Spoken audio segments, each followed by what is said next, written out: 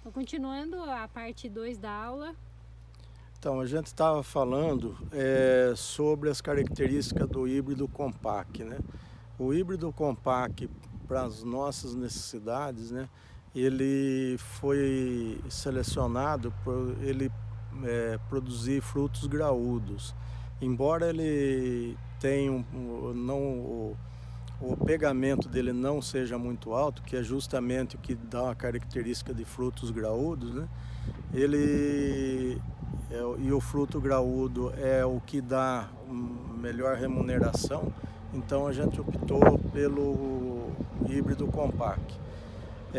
Ele também tem uma resistência ao tospovírus, né, mais conhecido como vira-cabeça, e o vira-cabeça aqui para nossa região, se o híbrido não tiver essa resistência, ele não consegue produzir, principalmente nas épocas secas, né? Porque aí você tem um ataque muito alto de trips e isso transmite a virose e a gente não consegue ter um domínio sobre o vira-cabeça. E o compact ele tem essa vantagem. Embora ele tenha resistência, ele tem um gene só de resistência, que essa virose você não tem como introduzir mais do que um gene, então ele vai dar resistência para alguns tipos de tospovírus, para outros não, e também é uma resistência que às vezes ele aparece o sintoma no fruto, e na planta não aparece esse sintoma. Mas a gente tem conseguido um bom controle da Gemini, do vira-cabeça. Agora, falando um pouco sobre Gemini vírus, né, que é transmitido pela mosca branca, a consultoria que a gente tem aqui da Inspectra, né, que é do Sérgio Benvenga, ele tem um controle bom sobre a mosca branca, né? Ele consegue ter resultado bom no controle. Nós temos algumas plantas com geminivírus, mas o que às vezes tem atrapalhado mais a gente nem é tanto o geminivírus, sim o crinivírus, que é outra virose da mosca branca. Embora ela não seja tão prejudicial que nem o crinivírus, ela só diminui um pouco a produtividade, o tamanho de fruto, né? Mas ela prejudica um pouco a característica dos frutos, né? Além desse material genético compact, qual é o outro material genético que você cultiva aqui na área? Aqui hoje nós estamos trabalhando com o Runner, né? No segmento redondo. É um material que ele não é tão vegetativo assim, ele é mais generativo do que o compact, mas ele produz frutos graúdos, né? Mesmo com um ponteiro fino, ele consegue entregar um fruto graúdo, né? Isso estamos falando no segmento de redondo.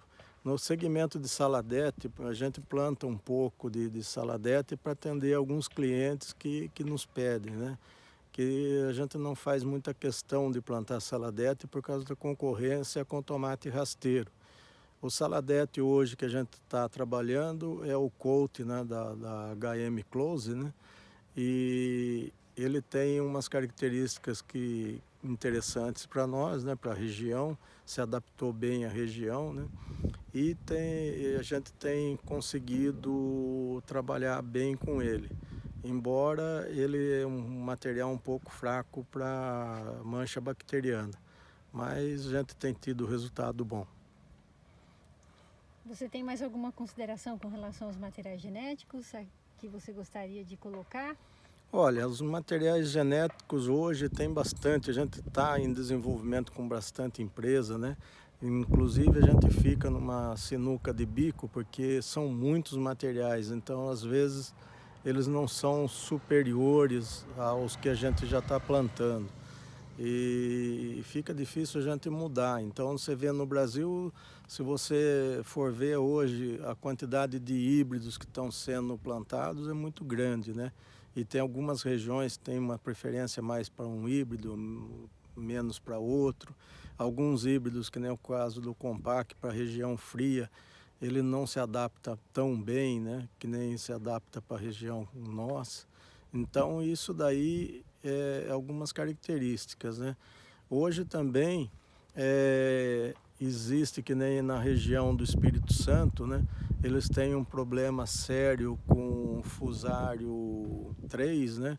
Isso levou o pessoal a mudar de variedade, né? Algumas variedades de Fusarium 3 também não entregam uma boa característica, né?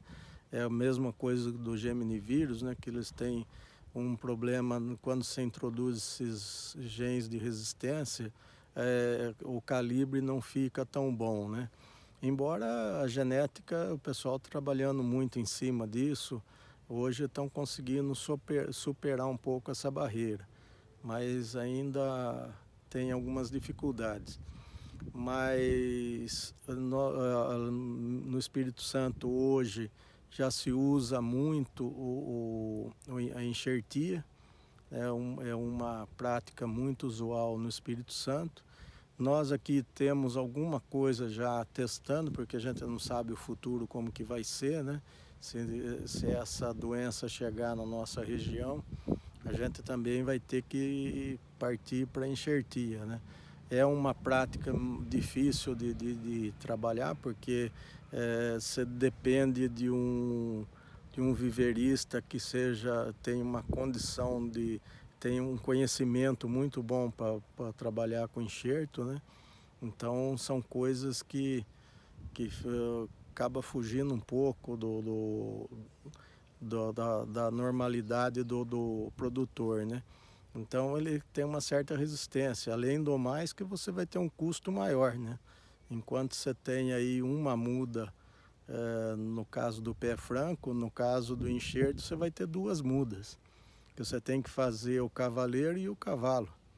Então aí são duas mudas, né?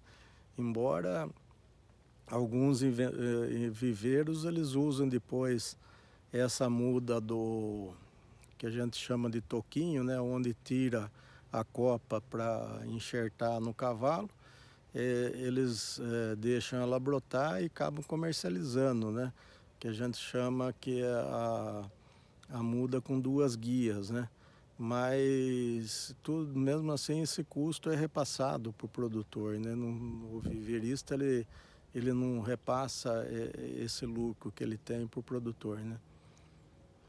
Tá ótimo. Então a gente encerra agora essa parte sobre material genético, né? Sobre os cultivares que você emprega aqui na região. E a gente vai então para a parte 3, onde a gente vai falar um pouco sobre preparo do solo, os sistemas de produção empregados hoje, envolvendo inclusive os sistemas de condução.